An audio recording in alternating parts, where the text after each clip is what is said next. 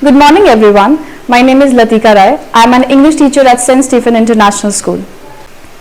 Today I'll be doing English language and my topic is active and passive voice.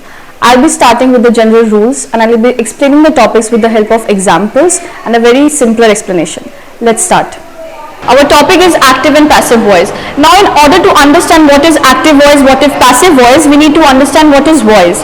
So voice refers to the form of a verb that indicates when the subject is performing, when the subject is acting or when the subject is receiving the action. So either in the voice, the subject will either act or receive the action. First, let's understand what is subject, what is verb, what is object. Subject is the doer of the action. Whoever is performing the action is known as subject. Next comes verb, the action. Verb is also known as action words or doing words. So the action done by the subject is known as verb. Next comes the object. Whoever is receiving the action that is done by the subject, that is performed by the subject, is known as object.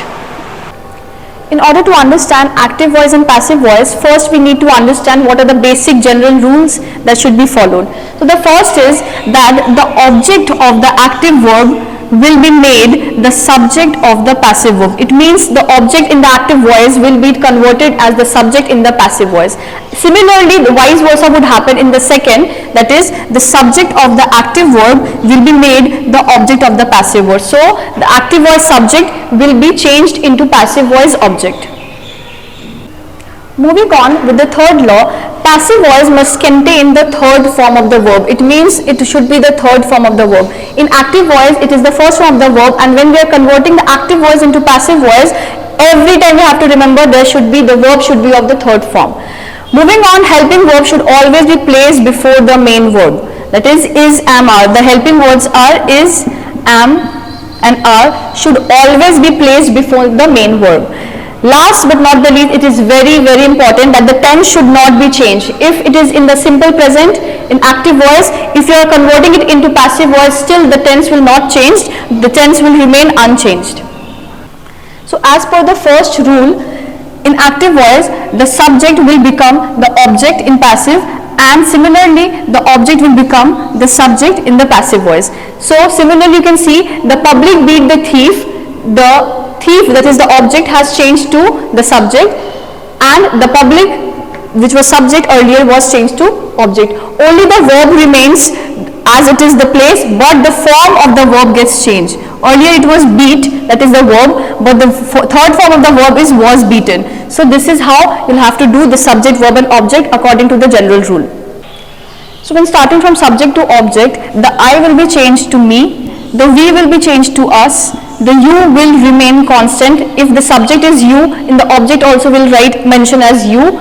He will be changed to him, she will be changed to her, they will be changed to them, and the name will remain constant. If I am taking the example as Riya, if in the active voice the subject I am taking it as Riya, if I am converting it in the passive voice, the object will also be the same, that is Riya.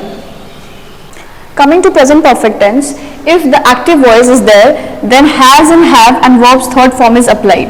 When we are changing the active into passive, the object comes in the beginning. It could be either has or have. You have to apply been because it is present perfect.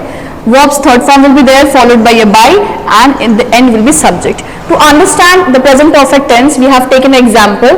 I have played the game, which is in the active voice. If we are changing the active voice into passive, the game would come in the beginning. So a game has been played by, and the last would be the subject, that is me. Now at times it happens that in the sentence two objects are given. If one object is there, we will put one object in the beginning, but in case of two objects, what happens? For example, in the active voice, my friend has sent me a gift.